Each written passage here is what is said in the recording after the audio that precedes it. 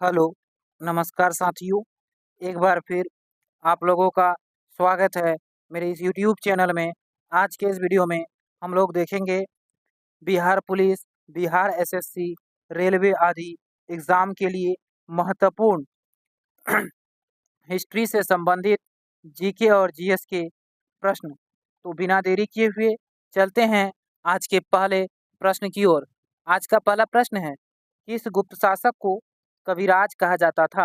यहाँ आपसे पूछ रहा है कि वह कौन सा गुप्त शासक था जिसे कविराज कहा जाता था। तो इसका सही उत्तर है साथियों कि समुद्रगुप्त जो थे उन्हें कविराज कहा जाता था। ऑप्शन नंबर बी प्रश्न नंबर 1 का सही उत्तर है। साथियों, गुप्त वंश के जो शासक कुमारगुप्त प्रथम थे, इन्होंने ही नालंदा विश्वविद्यालय का स्थापना किया था। नालंदा विश्वविद्यालय जो था साथियों, वह बिहार राज्य में स्थित है और यह विश्व का प्रसिद्ध प्राचीन विश्वविद्यालय था, जिसकी स्थापना गुप्त वंश के शासक कुमारगुप्त प्रथम ने किया था। अगला प्रश्न है प्रश्न नंबर 2। प्रश्न नंबर 2 यहाँ आपसे कह रहा है कि जो विक्रमशिला विश्वविद्यालय है, इसकी स्थापना किसने किया था? गोपाल ने, धर्मपाल ने, देवपाल ने या महिपाल ने? तो आप लोग बताएंगे कि इसका उत्तर क्या होगा। तो विक्रमशिला विश्वविद्यालय भी बिहार राज्य में ही स्थित है और इसके जो संस्थापक थे साथियों, ये धर्मपाल थे। ऑप्शन नंबर बी प्रश्न नंबर 2 का सही उत्तर है। साथियों, धर्मपाल जो थे वो पाल वंश शासक थे। पाल वंश का शासक था, याद रखेंगे। अगला प्रश्न है प्रश्न नंबर 3। प्रश्न नंबर 3 आपसे पूछ रहा है कि मेगास्थनीज जो थे वो किसके दरबार में राजदूत था? यानी मेगास्थनीज जो था वो किसके दरबार में आया था? अशोक, चंद्रगुप्त मौर्य, बिंदुसार या समुद्रगुप्त? तो इसका सही उत्तर है option number B Chandragupta Maurya. साथियों, मेगास्थनीज चंद्रगुप्त मौर्य के दरबार में आए थे। याद रखेंगे कि चंद्रगुप्त मौर्य जो थे साथियों, इन्होंने मौर्य वंश की स्थापना किया था। नंद वंश के शासक घनानंद को हराकर चंद्रगुप्त मौर्य ने मगध में मौर्य वंश का स्थापना किया था। अगला प्रश्न है प्रश्न नंबर 4। प्रश्न नंबर 4 कह रहा है कि पूर्ण स्वराज का प्रस्ताव जो था वो किस अधिवेशन में पारित किया गया था? साथियों, यहाँ आपसे कह रहा है कि पूर्ण स्वराज का प्रस्ताव किस अधिवेशन में पारित किया गया था? तो इसका सही उत्तर है लाहौर अधिवेशन 1929। कांग्रेस के जो लाहौर अधिवेशन थे, जो 1929 में हुआ था, इसकी अध्यक्षता पंडित जवाहरलाल नेहरू ने किया था और इसमें पूर्ण स्वराज का प्रस्ताव पारित किया गया था। साथियों, यदि आप लोग अपनी तैयारी को और भी मजबूत करना चाहते हैं तो जरूर हमारे इस YouTube चैनल से जुड़े, जहां प्रत्येक विषय की जो MCQs है करवाई जाती है। अब अगला प्रश्न कर रहा है कि भारतीय राष्ट्रीय कांग्रेस का प्रथम अधिवेशन किसके अध्यक्षता में हुआ था? आप लोगों को पता है कि भारतीय राष्ट्रीय कांग्रेस जो थी, इसकी स्थापना कब हुई थी? तो हमें पता है साथियों कि इसका स्थापना 1885 ईस्वी में हुआ था और इसके जो प्रथम अधिवेशन हुआ था वह बम्बई में हुआ था। ध्यान रखेंगे, बम्बई में इसकी प्रथम अधिवेशन हुआ था, जिसकी अध्यक्षता साथियों WC बनर्जी ने किया था, यानी वोमेश चंद्र बनर्जी ने किया था। तो यहाँ से आप लोगों का 3 प्रश्न क्लियर हुआ कि भारतीय राष्ट्रीय कांग्रेस की स्थापना कब हुई थी? तो 1885 में। कहाँ हुआ था? तो बम्बई में हुआ था। प्रथम अध्यक्ष कौन थे? तो WC बनर्जी थे। साथियों, कभी कभी आप लोगों से पूछा जाएगा कि जब भारतीय राष्ट्रीय कांग्रेस का स्थापना हुआ था तो उस समय गवर्नर कौन थे? तो याद रखेंगे लॉर्ड डफरिन थे। इसे भी ध्यान में रखेंगे कि लॉर्ड डफरिन भारतीय राष्ट्रीय कांग्रेस के स्थापना के समय भारत का वायसराय थे और इसके संस्थापक यदि आप लोग से पूछ ले तो ये होंगे ए.ओ. ह्यूम। याद रखेंगे, ए.ओ. ह्यूम इसके संस्थापक थे। प्रश्न नंबर 6 कह रहा है साथियों कि साइमन कमीशन भारत कब आया था? 1927 में, 1928 में, 1929 में या 1930 में? तो आप लोग बताएंगे इसका उत्तर क्या होगा। इस प्रश्न को साथियों कई बार विभिन्न प्रतियोगिता एग्जाम जैसे BSSC, Bihar police, Bihar SI और एसएससी में कई बार इस प्रश्न को पूछा गया है। तो आप लोग बताएंगे इसका सही उत्तर क्या होगा। तो इसका उत्तर होगा 1928, ऑप्शन नंबर बी, कि 1928 में साइमन कमीशन का भारत आया था। 1928 में भारत आया था साइमन कमीशन। इसमें साथियों 7 सदस्य थे। यदि आप लोगों से पूछा जाए कि सदस्य कितने थे तो 7 सदस्य थे। यदि अध्यक्ष पूछा जाए तो इसका अध्यक्ष होगा जॉन साइमन। याद रखेंगे, जॉन साइमन इसके अध्यक्ष थे। साथियों ये जो 7 सदस्य थे सभी अंग्रेज थे, जिस कारण इसे श्वेत कमीशन के नाम से भी जाना जाता है। याद रखेंगे, साइमन कमीशन को ही श्वेत कमीशन कहा जाता है। भारत आने पर साथियों इसका काफी विरोध हुआ था और इसे साइमन गो बैक का नारा भी दिया गया था। अगला प्रश्न है प्रश्न नंबर 7। प्रश्न नंबर 7 कह रहा है आपसे कि भारत छोड़ो आंदोलन जब हुआ था तो उस समय भारत के वायसराय कौन थे? यहाँ आपसे पूछ रहा है कि जब भारत छोड़ो आंदोलन 1942 में हुआ था, आप लोगों को पता है, और इसका नेतृत्व जो है महात्मा गांधी किया था। याद रखेंगे कि भारत छोड़ो आंदोलन का नेतृत्व महात्मा गांधी ने किया था और यह 1942 में हुआ था। इसी आंदोलन में साथियों महात्मा गांधी ने करो या मरो का नारा दिया था, यानी डू और डाई। तो यहाँ आपसे पूछ रहा है कि उस समय भारत के वायसराय कौन थे? तो इसका उत्तर होगा Lord Linlithgow, option number A. तो यहाँ से भी हम लोग कई सारे प्रश्न को जाने कि भारत छोड़ो आंदोलन के समय लॉर्ड लिनलिथगो वायसराय थे और 1942 में ये हुआ था। इसका नेतृत्व महात्मा गांधी ने किया था और इसमें उन्होंने करो और मरो का नारा दिया था। चलते हैं प्रश्न नंबर 8 की ओर। प्रश्न नंबर 8 कह रहा है कि दिल्ली सल्तनत का पहला शासक कौन था जिसने दक्षिण भारत पर सफल सैन्य अभियान चलाया? तो यहाँ आप लोग ऑप्शन में दिया हुआ है इल्तुतमिश, अलाउद्दीन खिलजी, बलबन और सिकंदर लोदी। तो साथियों आप लोग को याद होगा कि दिल्ली सल्तनत का पहला शासक जो थे जिसने दक्षिण भारत पर सफल सैन्य अभियान चलाया था वो थे Alauddin Khilji, option number B. आप लोगों को पता है साथियों कि दिल्ली सल्तनत में 5 राजवंशों ने शासन किया था। दिल्ली सल्तनत की शुरुआत 1206 ईस्वी में हुई थी और यह 1526 तक चली। याद रखेंगे 1206 से लेकर 1526 तक दिल्ली सल्तनत का काल माना जाता है। इसका पहला वंश जो इस पे शासन किया था दिल्ली सल्तनत पे वो थे गुलाम वंश और अंतिम वंश था साथियों लोधी वंश। याद रखेंगे। चलते हैं प्रश्न नंबर 9 की ओर। प्रश्न नंबर 9 कह रहा है कैबिनेट मिशन भारत किस वर्ष आया था? यानी कैबिनेट मिशन जो है भारत कब आया? तो इसका सही उत्तर है वर्ष 1946 ईस्वी में। 1946 में कैबिनेट मिशन भारत आया था। प्रश्न नंबर 10 कह रहा है कि हर्षचरित के लेखक बाणभट्ट किस शासक के दरबारी कवि थे? कितना अच्छे मजेदार प्रश्न है साथियों। यहाँ से आप लोगों को एक चीज तो पता चला कि हर्षचरित के जो लेखक थे वो बाणभट्ट थे और बाणभट्ट किसके दरबारी कवि थे? पुलकेशन द्वितीय के, हर्षवर्धन के, यशोवर्मन के या धर्मपाल के? तो इसका सही उत्तर है हर्षवर्धन का, ऑप्शन नंबर बी। साथियों हर्षचरित के लेखक बाणभट्ट थे और बाणभट्ट जो थे वह हर्षवर्धन के दरबारी कवि थे। अगला प्रश्न है प्रश्न नंबर 11।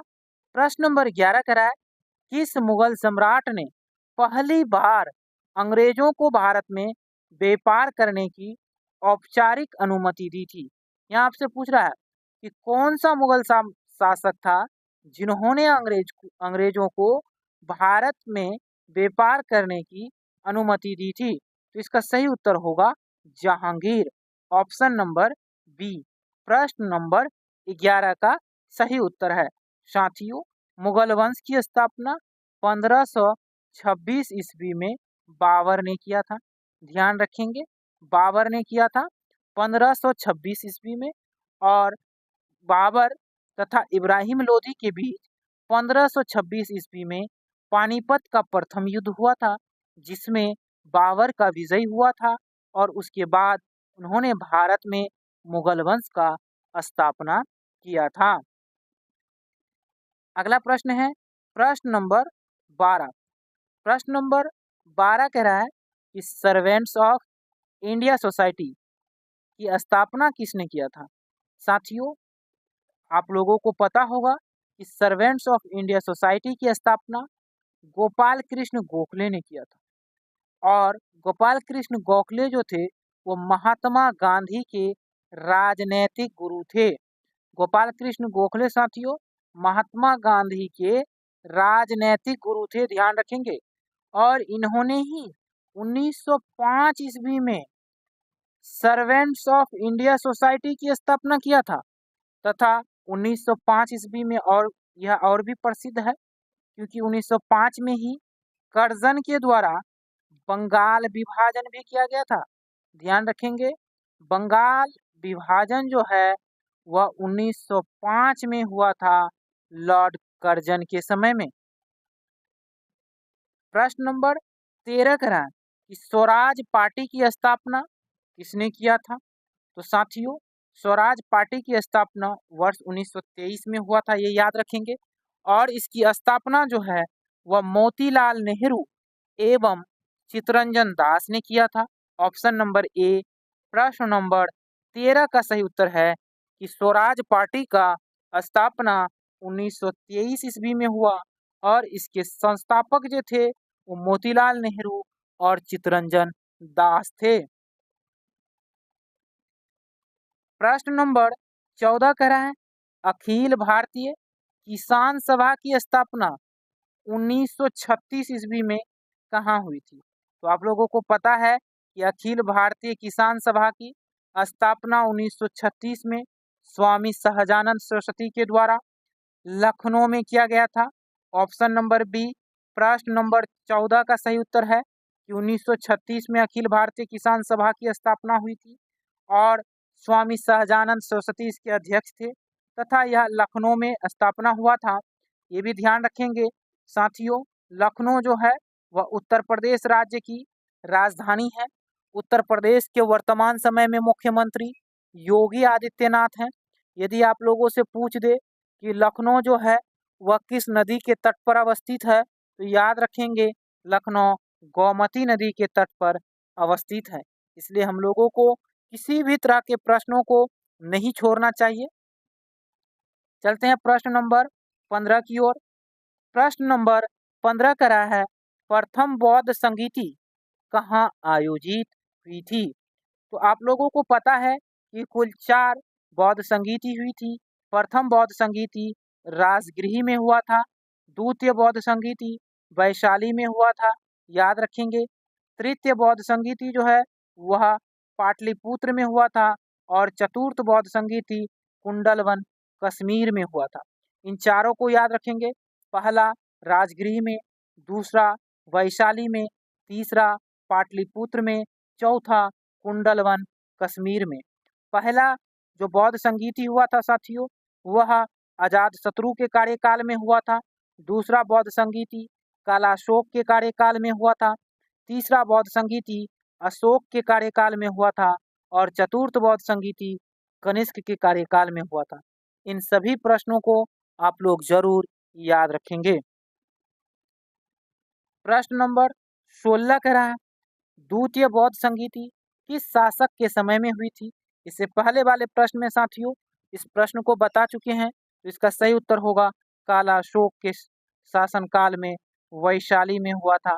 ध्यान रखेंगे, वैशाली में हुआ था और शासक काला अशोक थे। प्रश्न नंबर 17 कह रहा है गौतम बुद्ध ने अपना प्रथम उपदेश कहाँ दिया था? तो साथियों आप लोगों को पता है कि गौतम बुद्ध का जन्म जो है वह 563 ईसा पूर्व में लुम्बिनी नेपाल में हुआ था। इनके बचपन का नाम सिद्धार्थ था। ध्यान रखेंगे, गौतम बुद्ध के बचपन का नाम सिद्धार्थ था। गौतम बुद्ध को ज्ञान की प्राप्ति जो है वो बोध गया में हुआ था। गौतम बुद्ध की माता का नाम महामाया देवी था तथा उसकी सौतेली माँ प्रजापति गौतमी थी। गौतम बुद्ध का एक पुत्र था जिसका नाम राहुल था। और यहाँ आपसे पूछा गया है कि गौतम बुद्ध ने अपना प्रथम उपदेश कहाँ दिया था? तो इसका सही उत्तर है सारनाथ में दिया था। और गौतम बुद्ध को ज्ञान की प्राप्ति बोध गया बिहार में हुई थी। अगला प्रश्न है प्रश्न नंबर 18। प्रश्न नंबर 18 कह रहा है बुद्ध की मृत्यु यानी बौद्ध धर्म के अनुसार इसे महापरिनिर्वाण कहा जाता है, कहाँ हुई थी? लुम्बिनी में, वैशाली में, कुशीनगर में या राजगीर में? तो आप लोगों को पता है साथियों कि गौतम बुद्ध को महापरिनिर्वाण की प्राप्ति कुशीनगर उत्तर प्रदेश में हुआ था। कुशीनगर जो है वह उत्तर प्रदेश में है साथियों। इनका जन्म लुम्बिनी में हुआ था जो नेपाल में है और ज्ञान की प्राप्ति बोध गया में हुआ था जो बिहार में स्थित है। प्रश्न नंबर 19 करा है बुद्ध चरित के रचयिता कौन है? नागार्जुन, अश्वघोष, वसुमित्र या बुद्ध घोष? तो इसका सही उत्तर है साथियों कि बुद्ध चरित के जो रचयिता हैं वो अश्वघोष हैं। ऑप्शन नंबर बी प्रश्न नंबर 19 का सही उत्तर है। प्रश्न नंबर 20 करा साथियों कि भारतीय राष्ट्रीय कांग्रेस के प्रथम अंग्रेज अध्यक्ष कौन थे? जॉर्ज यूल, एओ ह्यूम, विलियम वेडरबर्न या हेनरी कॉटन? तो इसका सही उत्तर है कि भारतीय राष्ट्रीय कांग्रेस के प्रथम अध्यक्ष जॉर्ज यूल थे। ऑप्शन नंबर ए प्रश्न नंबर 20 का सही उत्तर है। इसकी स्थापना 1885 ईस्वी में हुआ था। यदि आप लोगों से पूछा जाए साथियों कि भारतीय राष्ट्रीय कांग्रेस के प्रथम महिला अध्यक्ष कौन थे, तो एनी बेसेंट थी। यदि आप लोगों से पूछा जाए कि भारतीय राष्ट्रीय कांग्रेस के प्रथम भारतीय महिला अध्यक्ष कौन थी, तो इसका सही उत्तर होगा सरोजनी नायडू। इन दोनों प्रश्नों को आप लोग जरूर याद रखेंगे। प्रश्न नंबर 21 करा है ब्रह्म समाज की स्थापना किस वर्ष हुई थी? तो इसका सही उत्तर है कि ब्रह्म समाज की स्थापना 1828 ईस्वी में हुआ था। ब्रह्म समाज के संस्थापक हैं जो साथियों वो राजा राम मोहन राय थे। याद रखेंगे, राजा राम मोहन राय। राजा राम मोहन राय जो थे 1828 ईस्वी में ब्रह्म समाज का स्थापना किए थे। राजा राम मोहन राय को राजा की उपाधि अकबर द्वितीय ने दिया था। प्रश्न नंबर 22 करा यहाँ कि राजा राम मोहन राय ने किस समाचार पत्र का प्रकाशन प्रारंभ किया था? केसरी, संवाद कौमुदी, अमृत बाजार पत्रिका या मराठा? तो इसका सही उत्तर है संवाद कौमुदी। साथियों राजा राम मोहन राय ने संवाद कौमुदी समाचार पत्र का प्रकाशन प्राप्त किया था और केसरी के साथियों बाल गंगाधर तिलक थे। इसे भी आप लोग जरूर याद रखेंगे। प्रश्न नंबर 23 करा है राजा राममोहन राय ने आत्मीय सभा की स्थापना किस वर्ष की थी? 1815 में, 1818 में, 1820 में या 1828 ईस्वी में? तो इस प्रश्न का सही उत्तर है कि राजा राम मोहन राय ने आत्मीय सभा की स्थापना वर्ष 1815 ईस्वी में किया था। 1815 में इन्होंने आत्मीय सभा की स्थापना किया था। ऑप्शन नंबर ए प्रश्न नंबर 23 का सही उत्तर है। तो धन्यवाद साथियों, फिर मिलते हैं अगले वीडियो में। तब तक के लिए जय हिंद।